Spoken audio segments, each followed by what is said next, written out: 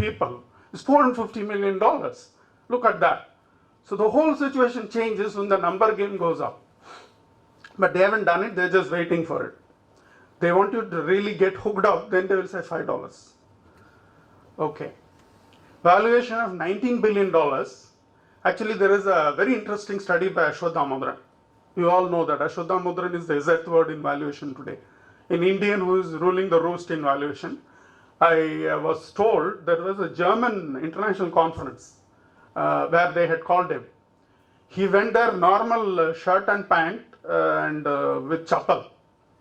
So in Germany, that's unheard of, everybody is pin suited and things like that. So they said, what? He said, what? This is how I come. You want me? This is how I come. So that is his authority level. And he almost analyzes every deal in the world and puts papers for all of us to see. This is what he has said. Implied return on equity, because it's high risk, is 10%. 10% in it is very, very high. Risk-free rate is 3%. He has said risk premium of 5%, additional risk of 2% is 10%. Valuation for the deal is $19 billion. Waiting period of 5 years to reach steady state. Right now also we are not making any money. So this translates to pre-tax income of $4.3 billion, that income which has to come. That really means, let's say there is cost also involved, 50% cost. And 0.99 becomes $5. All very optimistic situations. All of you pay $5, which is 300 rupees per annum, assuming. It requires 1.75 billion users, which is 175 crore. All of India, if it is on WhatsApp, it's not enough. Part of China also has to be there. And then if you see the table, very interesting things are there. First, see, pre-tax cost to revenue 30%, 0.99 only, $1 only per annum they charge. They will need 6.31 billion people to subscribe. The total number of people on Mother Earth is 6.31 to 7. That means every person on Mother Earth will have to have a WhatsApp application. Then only this valuation will make sense at the given assumptions. Now, why would anyone pay so much money? Now, look at it the other view. Why would Facebook buy that? If you see Facebook here, it has enterprise value per user of $130.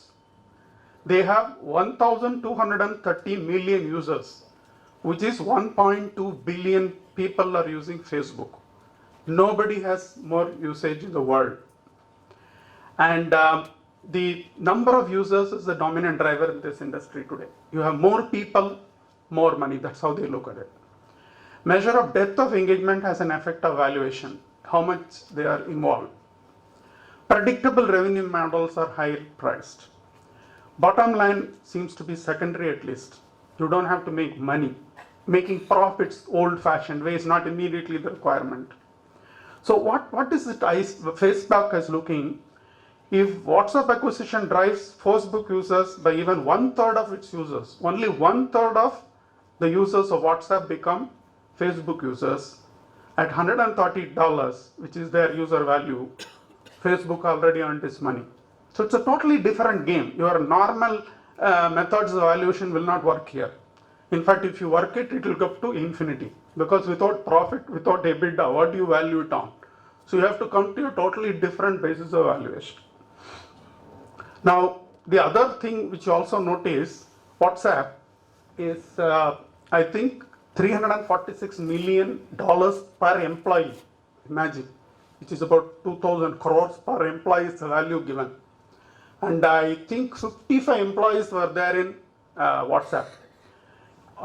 Even if you had 0.05% shareholding in that company, everybody had shareholding. That 0.05% value translates to $10 million. All the 55 fellows became overnight billionaires or millionaires. So this is a new game which is being played in this area. The deal is large by all comparisons because the highest ever deal is AOL Time Warner, which was $165 billion. And this is the third biggest deal. So what it means to Facebook? It's not a big risk for Facebook because Facebook value itself is so high. Its own market cap is $180 billion. As of December 13, it had $11 billion in liquid funds. If you see some of the balance sheets of these people and the cash they carry, it will be eye-popping. They carry $11 billion of cash. So what is $4 billion out of that? They were willing to pay that. And the deal is structured at best to pay because only $4 billion is by cash. The balance Facebook shares, which go up because they do such mergers. And then I noted here what our friend Mark Zuckerberg says. WhatsApp acquisition is a bargain. He thinks $19 billion, WhatsApp is a bargain. So that only counts. Why? He says few services reach 1 billion users anywhere in the world. Okay. Now, revenue model. Are you going to be able to charge $0.99 or 99 cents per annum? I doubt it. There are 11 billion messages. 11 billion messages per day. Now, what you can do is with this data, you can extract a lot of information. Goldmine to extract lies, dislikes, trends. And then, okay, you say, we will channelize advertisements through that. I don't know how many of you know this. Google, supposing you are doing and you are doing, you don't get the same results. Google is completely personalized. And Google is always targeting you for doing something. You're looking at something, they immediately show you something which is available. So these are the possibilities, and the people who have bought it obviously know what they are going to use it for. Now, fundamentals evaluation. Actually, one of the very first things my guru told me in those days is, Ramki, you think you have become an expert in valuation? I said, no, sir, I'm learning. He said, even if you have become an expert in valuation, your valuation has no meaning. Because he said, nobody buys or sells based on an accountant's valuation. They always come to you to justify that. Okay? Because there are lots of other things. He also said one more thing. What is the value of this company? I said, yes, X. He said, it is never X. Because if it is X for both the buyer and seller, why would they buy or sell? It is X plus for the buyer and X minus for the seller. That is why it is value. That is why there can never be one value. So accountant's valuation is science business knowledge. Without business knowledge is an arithmetical exercise. You'll go mad. Business valuation without accountant's knowledge is a disaster. Many mergers have proved that. So you need accountants, you need to also consult them and also take your own decision. I remember because I was there when this happened. So 99-2000, CPE bought India World at 499 crores. At that time in India, nobody had done a deal like that. Nobody understood it. And everybody was confused. What is happening to this world? And everybody was talking about a bubble and all that. The main reason was CPE had gone into NASDAQ listing and they had taken money. And in listing, you always say that I'm going to do this, I'm going to do this. So they said we are going to acquire a company. And they had to acquire a company, come what may. How much is the revenue? 1.3 crores. Bottom line, profit is 25 lakhs. You can arrive at the PE ratio going home and calculating it. 499 crores was paid for a company which had 1.3 crore revenue and 25 lakhs of profit. So even at that time, nobody understood this. And this meant that revenue had to double year after year for one full decade. There are very few companies which have done that. 5 years later, the revenue was 10 crores. What was required to justify the valuation was 42 crores. So 1/4 only they were able to achieve. Now if you see here, one of the reasons why it went wrong, don't look at anything else other than the target price. Target price cash component of Facebook is $4 billion. Equity component is $15 billion. If you look at CPE, total is 115 million. Cash was 90 million. So when you buy a company using your share, it's another game. If you are paying out cash, it goes away completely. So it is a very smart deal for the seller, not so much for the buyer. Okay, we'll go to the next deal. we are going to be again playing some roles. Again, this will be the valuation role, because that is one of the main things which happens. And I have taken a old type of industry. Pharma is one of the older types of industries. There's no point in always talking about what's up the world. So I said, okay, let's look at Sun Pharma and Ranbaxy deal. It's an all stock deal. It's a very smart way of doing it. And 5 shares of Ranbaxy fetched 4 shares of Sun Pharma. And so what is there? You're looking at the share valuation angle to this. Daiichi Sankyo was the Japanese company which had acquired Ranbaxy. Later on, it looks like their due diligence was very patchy, because many things came out after they went in. And mainly they were Food and Drug Administration of the United States, their problems, FDA related issues, huge issues were there. And when this deal was made, there was another subpoena received. They give you notice. That was relating to a Tuanse facility, one of the factories. And then these people had to give a indemnity to Sun Pharma. Because of this, the Japanese company owned 9% of Sun Pharma. Sun Pharma, because of its very good growth model, after some time they can sell this and make some money. What about the other shareholders of Ranbaxy? Now, I have also linked what is the possible advisory angle which the CA can give, fairness opinion to the board. Subpoena having been received, it's a material issue, but it is not in the public domain. So if it comes out, then automatically share price will come down. So it was good that it didn't come out and this deal happened, so shareholders benefited. And maybe Ranbaxy will be gone as a company, but it is going to become part of a bigger group, so that is good for the shareholders. And if you see the consolidation, PPE valuation and structuring aspect of it, Sun Pharma had 15,000 crores of turnover, Ranbaxy had 11,000 crores of turnover, combined turnover was 26,000 crores.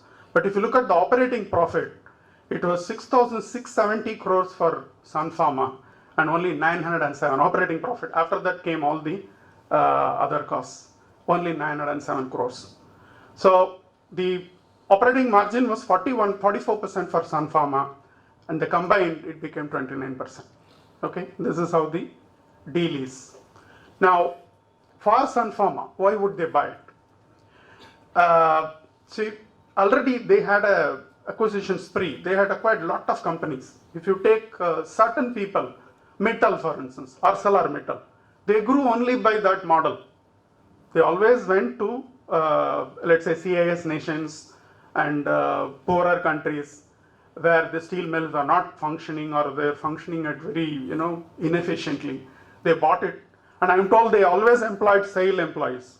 The smart sale employees were sent there and they made it work. And every one of those mills started making money. And then it became the world's biggest. So the same thing is done by many of the acquisition experts. And Sun Pharma is one of them. So they have this already knowledge how to bring up a company. Secondly, they are looking at 1,500 crores of merger related synergies. I told you synergies is one of the main reasons why we merge companies. But then it should not become like Indian Airlines, Air India. And you wanted to save money and then added up more people because some minister wanted some more people to be taken. But you can be rest assured that Sun Pharma will be able to do that. And for Sun Pharma, the other things, impact analysis of the synergy, combined entities portfolio is much bigger, much larger. They become the largest. And they cover more therapeutic areas. Some may be complementary. That is always very good. When you have two companies, one company is not in another area, when they merge, then it becomes a behemoth. Margins on Ranbaxy profits are low, but Sun can make to work it better. And then since they have already done work in the United States, they will make all these FDA related issues disappear and then they will make it work. At least I know of one Indian pharma company which is held very highly in the world because of their excellent practices. When FDA inspectors come, they are not able to find a single thing. They have even closed some pharma factories of Johnson & Johnson in the United States. But here they come and give good marks to these people. Then, of course, one I have to do in new generation. I took the Flipkart deal. The Flipkart deal is again in that stratosphere, After Alibaba, this is where the new generation companies are going. Alibaba became the largest public issue in the United States. And overnight, a Chinese company becoming the largest IPO in the United States was a big thing. And they almost had a good amount of market share of the entire Chinese business, whether consumer or to B2B. Now, Flipkart is going in that way. This is about the Flipkart Myntra merger. Flipkart has raised $2.5 billion in capital till date. I mean, when I say till date, maybe a little dated because they keep rising almost every day. So this may be 10 days old or something like that. Current valuation is about 2.5 to 2.7 times annual gross merchandise value. Turnover we have all heard, but this is not turnover. So annual gross merchandise value, the gross turnover, because what they do is they buy and sell now. Basically, it's only the commission, but we are not talking about the commission here. How much of products they bought, how much of products they sold. And to hike up the valuations, they are doing almost anything. I have at least known that you go to a company, let's say Chroma, and ask them how much does this cost. They say 30,000. You can go and buy in Flipkart for 25,000. And for all practical purposes, they may be buying from Chroma and selling it to you at a loss. This is a numbers game. So they first want to get their $1 billion in revenue. So no one even thinks of EBITDA and bad things like profit. In the United States, they have a word for EBITDA, earnings before interest, depreciation and tax. They say earnings before all the bad things. In the dot-com boom, lot of these deals were done based on revenue. We used to be horrified. How can you base something on revenue? Because what the business is there for is make money, to make profit. So people used to pay 3 times revenue and things like that. And it was also fashionable to look at EBITDA. EBITDA means that you did not look at the debt and the interest and the depreciation. Anyway, that's how things are. The company is looking to become a first $100 billion value company from India. And if you see the gross merchandise value, it was 205 crores in 11-12, 6,000 crores in 13-14, and there is no stopping them. And the way we are all shopping now with internet, I think they're going to go sky high. This is about the structure. Maybe you can't read that. Basically, they have said that the companies which are controlling are in Singapore. We'll talk about it later. Now, essence of e-tailing. What is this business model? Where does it work? Delivery and prompt service. You order now, tomorrow you have it in your house. Even the advertisements you see, they emphasize on that. Who do you have to go out, go to the shop? You place order, we will give it to you. 7,000 employees out of 12,000 work on last mile delivery only. They are delivery boys basically. So cash on delivery, so there are no debtors and things like that. Liberal return policies. Now why do you want to go there? Because they say, okay, you don't like it, just return it. But do you always return? We don't. They go on that logic. Then low pricing with discounts, free delivery. Then you have FDI hurdles. You can't show FDI in retail, but you can do this through internet. Increased penetration of smartphones. India is becoming one of the biggest countries for smartphone usage. And we are moving towards a different model. From the old inventory and delivery control, we are going to a marketplace model. Now, if you see China, it has been ahead. It's been very ahead. And 4 billion in 2003, they've grown to $230 billion now, Chinese e-tailing. And we are applying the similar template here. The listed companies' market cap alone could be 40 billion by 17 and 90 billion by 2020. Sometimes all these go for a 6. Instead of 90, it could be 180 also. Valuation advised. Now, if you see the structuring, Flipkart Online Services Limited, Indian entity was the Apex company first. And then they received from funds. To avoid regulatory complications. In India it takes a lot of time. They routed everything to Singapore. Singapore is considered one of those very friendly. If you see the ease of doing business, they are way ahead in that. So FOSL sold the whole business operations to FIPL. FIPL is owned by Flipkart Private Limited of Singapore. So the whole thing happens there. Indian companies were totally controlled from abroad. This has become like the other internet companies, Uber and Airbnb and Dropbox and things like that. If you see Airbnb, they don't have one hotel or one room, but they sell only hotel rooms and rooms for staying. Uber doesn't have one taxi or company, car, and they are one of the biggest now. So this is the way things are going. In July 2014, they did a fundraise at $7 billion valuation. July 14, which is not very far away. In November 14, the valuation is $11 billion. So imagine the jump within a few months. We are not talking of years. And this 7 billion itself was a doubling of valuation because they acquired Myntra. Now, what is this Flipkart Myntra deal and why does it make sense? Now, Flipkart's technology and marketplace model, Myntra was in different business. They were in fashion. So Flipkart was not in the space in which Myntra was. And they had fashion e-tailing as one of the market leaders. So they said, okay, we will have mutual synergies when we come together. Promoters are all Bansals, but I believe none of them are related.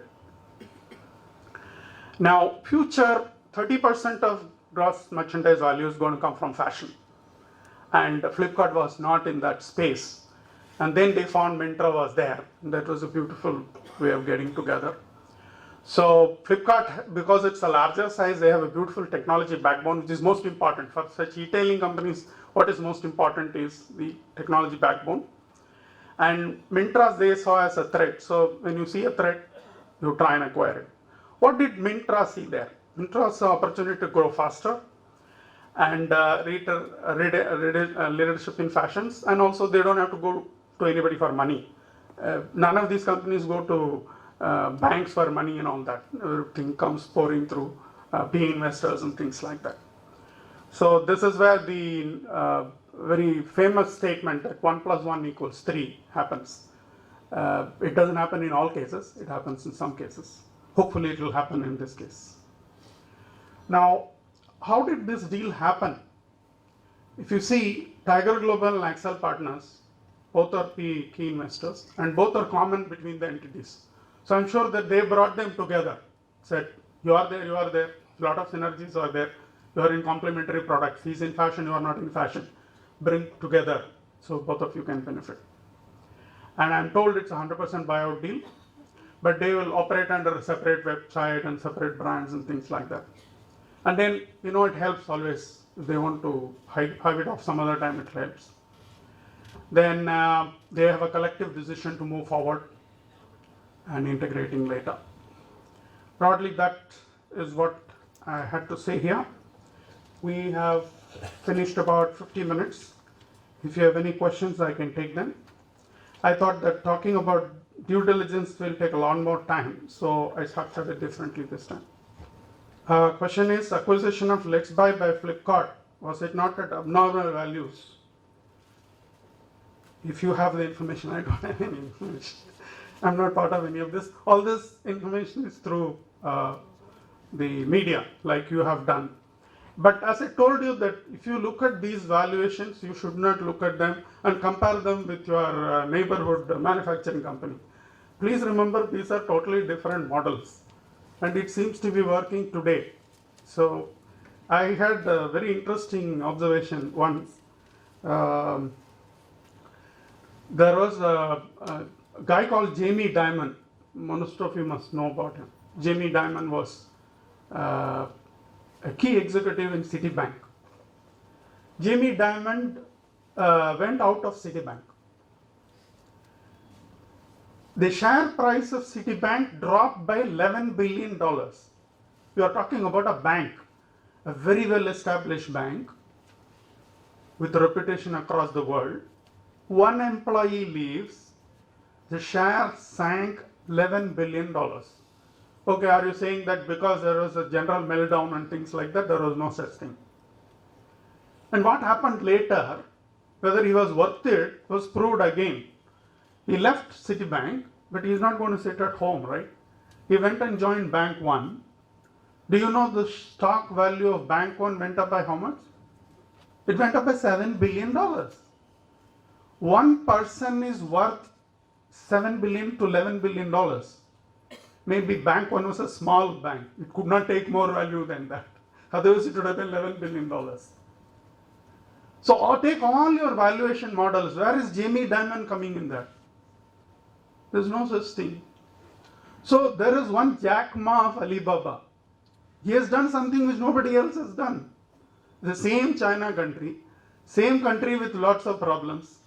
People will say, it's very difficult to do anything in this country. Supposed to be a communist country. And then this man becomes the largest IPO in the United States, probably in the world. So how do you explain that? So don't try to take neighborhood shop and compare it with anything. For instance, you want to compare Chroma with your neighborhood shop. They are not comparable. You want to compare Chroma with Flipkart, is not comparable. Because Chroma is a different model, Flipkart is a different model. Is Chroma not selling through internet? They are also selling, but they are not in that space alone. Maybe Chroma Retail had an internet company that probably would be valued at $2 billion again. So these are all games which happen depending on the flavor of the month. The flavor of the month now is internet, mobile, numbers. Those are the games. Okay, to answer you whether there is a bubble. I like the beautiful interview our RBI governor had. That fellow was repeatedly asking him, values are going up, is there a bubble? He would never answer that straight. I am not saying there is no bubble. I am not saying there is a bubble also. There could be a bubble, there could not be a bubble. That's only you can answer. He said there are fundamentals, there are reasons why it is going up. And maybe it is different from the last, because they said you predicted the last bubble. Our Ram Rajan he was the only person who was in IMF. He predicted that the United States market will melt down. And they said, you predicted it, so predict again. He said, no, things are not the same. I'm not going to do any such thing. And the same, of course, answers he gives for whether interest rate should be reduced, and the same set of questions. So it's a different game. So you have to apply the rules of that game to that place. Thank you. Any more questions? I want to check with you when you're doing a due diligence and a transaction advisory service. What are the key gray areas you have found while doing due diligence? If you could just highlight 3 or 4 aspects of areas. Yeah, it's a good question because you learn by mistakes. So luckily in this case we didn't learn by mistakes, we learned by somebody else's mistake, which is good. So what happens is you have an agreement, your understanding, and then there is a time gap. By then, the deal happens. This particular company, let's say in December, they concluded the deal. And then by the time it all came through, it was July. In between, in 6 months, they have virtually killed the company. They postponed all the credit notes to be given to customers, all the things. So we always say that due diligence has to be done till the date you are ready to sign off on the date. Because if you give some time and you are not monitoring, because he is still running the business, he can do anything. And this particular company, very interesting thing happened, of course, nothing to do with this. We found cash credit in Russian embassy account. I said, why would Russian embassy give cash? Russian embassy is exempt from luxury tax and sales tax and all that.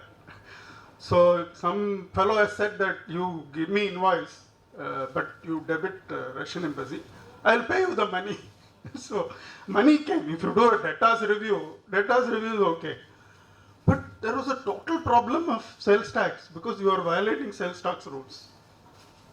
The whole deal went off because we said this, we don't know how much they are doing and all that. We went through and then found two other embassies also, there were sales and things like that. That's one interesting learning I had. The other interesting learning came in this, the bowl plant. The bowl plant of Enron. So it was not operating for some time. And then there were talks going on, things like this. Ultimately, somebody took over. What happens is these plants, if you don't operate sometime, you know what happens to anything we don't operate for some time, including computers. So this is huge. They had an estimate of how much would be spent to bring back that plant and machinery to life. They had to spend additionally 1,500 crores. The whole deal became a problem only because of that. So sometimes it's the thing which is not directly before your eyes, which is behind your ears, which hits you. So legal cases, for instance. So, I mean, you do all the regular things like looking at lawyers' expenses and talking to lawyers and things like that. But if the people have decided not to show you something, it should have happened in runbacks if you ask me. Because I'm sure a good amount of due diligence was done.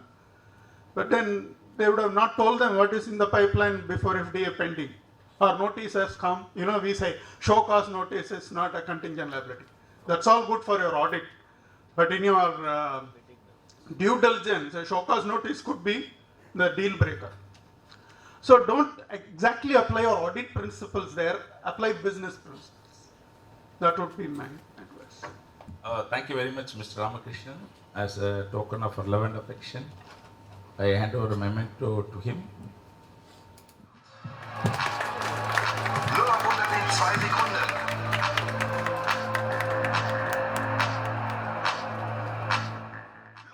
Many council members, veterans in the field, I have seen. But I am telling you, if Sandana Kishan born in Bombay, probably he would have much more glory, probably. And Chennai, by nature we are conservative. Accountants themselves are background boys or bean counters, they are called.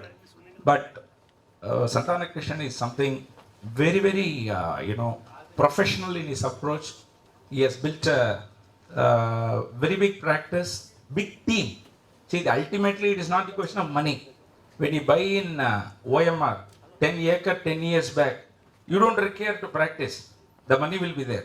But the economic activity, how many people you employ, how many people you generate employment, how much revenue, how many paid assistant, how many secondments you take, these are all the activity as such.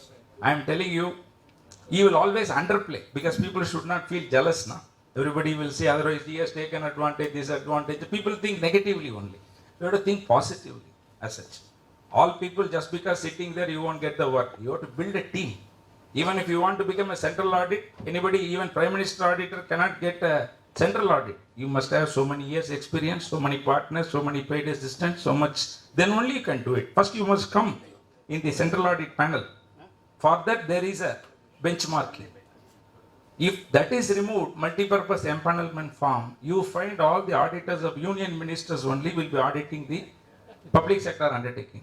So it is not that easy. People will say influence, this, that and all. Nothing. You must have drive, passion, build a team. And why I respect Santana Krishan for the question, build a team, dedicated professionals. And building a big team, opening branches, overseas branches, doing and all that, it generates an activity. That way I feel he is a role model coming from a smaller, very middle class background, started and build a team is something hats off. And that's why he is the chief guest for our program. He will be inaugurating this particular one, and he is going to speak on professional opportunities for chartered accountants, a futuristic approach, where he will be covering from what are all the earmark area for SME segment. And in fact, passionately he has argued half an hour, the entire council were watching him, where he say about cost accountants, company secretaries, and our Ministry of Corporate Affairs wanted to introduce a valuation course, valuers, like that official liquidator position, it is now empanelment of liquidators. That panel, they are doing it. In that panel, they want a training program, common examination, they want to conduct for all the three members of the institute. Advocates are out of that, because advocates you cannot train, they are beyond the regulatory framework of MCA.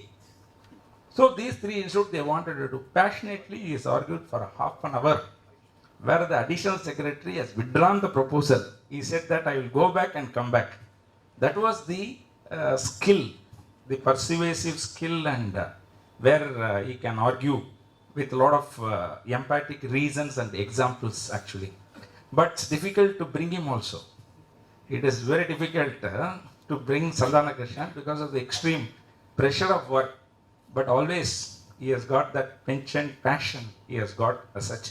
And today I requested him to share the professional opportunities, what is the future plan it will be, and everyone has got a place there. It is not that only big is beautiful, it is not so. Each one has got certain things, what a smaller firm does, the bigger firms cannot do it. It is difficult. And because the cost will be different, the training cost will be different, the retention cost will be different. It is all brick and mortar type offices only we have. So naturally there is a cost of running an office. So naturally everyone has got partner driven firms, they have got a specialized area, proprietary firm has got an area, but then he has got plan for everybody. So before we start it, I request Mr. Santana Krishnan to light the traditional lamp Kuttuvalakku as a mark of inauguration of the second day of this conference. Mr. Patabiram, kindly join also.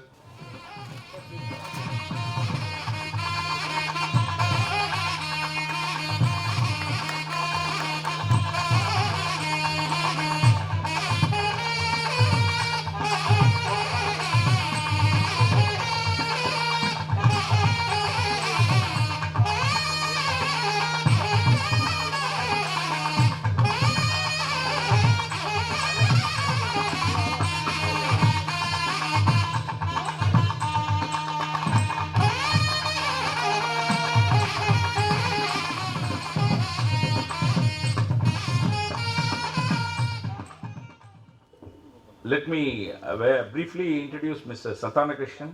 Santana Krishnan is a 5-term Central Council member. This is a 5th term. He is there. Many committees he headed. He headed Information Technology. He headed the Accounting Standards Board. And he was there in the Auditing Standards. When company, company law, corporate laws and allied laws committee, allied laws was there. So he is the person, he is the main person who represented our institute in the Companies Act bill, Companies Act, and what are all the changes, amendments, everything. He played a very sheet anchor role. And many of the members may feel final provision only, if you see, the provisions would be harsher if representation, what we have made, if it is not made, it would have been still harsher. So you require somebody to articulate. They first should give appointments. That's very important. See, people can come and say, you could have talked like this, you could have talked like this. Whom you will talk to? The wall. You have to talk to the person who can capable of making decision. Who has to give appointment? That's what yesterday Girishji said. I have not revealed. Yesterday, people when they were taking the phone calls, I was the call from the office of Finance Minister yesterday. I told yesterday those who were attending, he has been appointed as a director of State Bank of India, as a director. That was the call. He refused to attend the call. Because when he is speaking, whoever comes, he will not do it. That is his strength, the passion, and the discipline. He was there. Yesterday, he received the message that you have to give an undertaking letter was there, the balance. And the type of position Mr. Santana Krishnan is holding, I will tell after his presentation. But he is a director of various companies, listed companies, Tata Group of companies. He is the chairman of Catholic Syrian Bank. And he is giving a lot of professional opportunities also. Building a team. See, suppose if we get a big work, it requires around 100 people. Then 100 people, you have to secure them You have to provide them with the necessary work for the other part of the thing. Suppose it takes around 2 months. Other 10 months you have to hold. This is it's a big HR work. It's not a. So if it is driven by few individuals have to contribute and you have to run the show, then it is a really Herculean task. It is subsequently only affiliations, all those things, referral and all coming. Initially, to build, to come, to bring it to certain level, you require it, and I have to tell that he has done it because I very, very closely associated with him.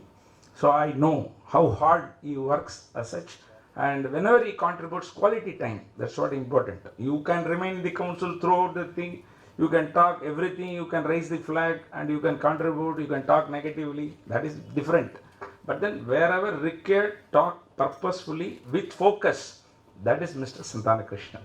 With this introduction, I request Mr. Aruloli to present a shawl to him. I request Mr. Bhima, but please garland Mr.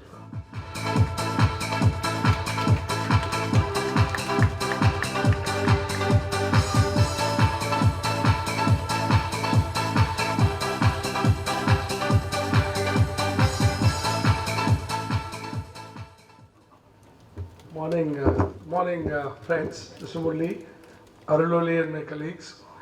I have almost lost my speaking abilities without Murli around me. Because only when Murli is there I get motivation to speak, because I'm a very serious-minded council member and seriously faced council member. I never smile much in the council room. But whenever I'm next to Murli, I can only keep smiling. It's great tribute to his abilities to make even people smile full out. I call him as an MGR of the profession because wherever he goes, he gets a crowd. And the beauty is, whatever he says, people laugh and people smile and people clap his hands. So, but it's something which is a great tribute to say that 5 days he could do a program. I'm not even able to get 100 people for a most important program like forensic audit or valuation. But amazing that he is able to do that. Murli, once again, Here also the topics are there. Forensic audit. No, but even with international speakers, I would have possibly got 200 people, not like this. On all, whether I don't see a difference between a holiday and working day. I thought Sundays he has got crowd because it was a holiday. But then on a working day also I see the crowd. Now I realize even on a holiday he got so much of crowd. It's amazing. And the passion that he has for doing these things, and I think he's a born CPE seminar man or CPE chairman of the committee of the CPE committee. So all that I would say is something great, and Murli, it's been very, very nice. And I feel very happy and very comfortable to speak in this program. Many times you're all used to somebody sitting in the chair and he guiding you. We come with a presidential model, so when the president says stop, we'll all stop. Like that, if Murli is there, then I have complete flow. I hope I'll be able to do that. Before, I thought I should share, and also I must also share with you, Murli will call you one day when you are on a flight and say that there are going to be 5-day program. You are there on all days. Please beware. And we wrote down between 27th to 30th, 31st. And Murli will call me today morning when I was traveling. Yesterday morning I was going, he said, you have to come. So I said, please give me at least permission today, I'll come tomorrow. So he graciously agreed that I should come tomorrow, and the topic also he decides. So whatever topic he gives, I'll have to speak, but I enjoy it. And truly, Murli, and I'm sure we will do many such programs. I only feel sorry that 31st December has approached. I wish they extended by a month, and the next month also I will get to do similar programs and we will have similar crowds on that. Thank you. Now, few things, since he had raised the topic of Companies Act, I'll mention something on the Companies Act, and I'll share few ideas of mine which are a little of path-breaking in terms of providing professional opportunities and doing the way that what we are doing, maybe it requires a change. On the Companies Act, we have had some discussion. Many of you would have listened to me day before yesterday also. Those who have not listened, we have had some issues coming up with the Costing Institute and Company Secretary Institute. We are not fighting with them. They are not competing institutes according to me. They are also sister institutes, so we don't want to fight, but I must know they have been pitching for valuation program being done, valuation course being done by both chartered accountants and company secretaries and cost accountants. Our view has been that neither the costing syllabus nor the company secretary syllabus had anything to do with valuation. Costing probably, it had a valuation from a cost point of view, not from a business point of view. The second issue is in terms of if you start putting costing, company secretary and chartered accountants. If I may rate for valuation purposes alone, if you are rated at 100, costing at 50, company secretary at 25, the average would have come down to 75 or 80, and our average would have come down from 100 to 75, 80. That was our objection. We said we are not, they want to pass and they want to do valuation, let them do on their own. But do not bring up that in two professional institutes to our levels by not undergoing a similar kind of training program, difficult examination passing, etc. So company secretaries, we will recognize them as compliance professionals or in terms of company secretaries, company law compliance and board related compliance. In fact, when we started doing up this valuation program, the minister specifically asked me that what is wrong if all the three institutes are together. I did mention to him that company secretaries normally are not supposed to speak in a board meeting. They are supposed to maintain records and proceedings of the meetings. Again, it is not to belittle them, but you need to understand why they were all formed. Like these three institutes were formed by the Act of Parliament for three specific distinct functions. Like you saying orthopedic surgeon will also do cardiology. That's not the way. The pharmacist cannot become a surgeon himself.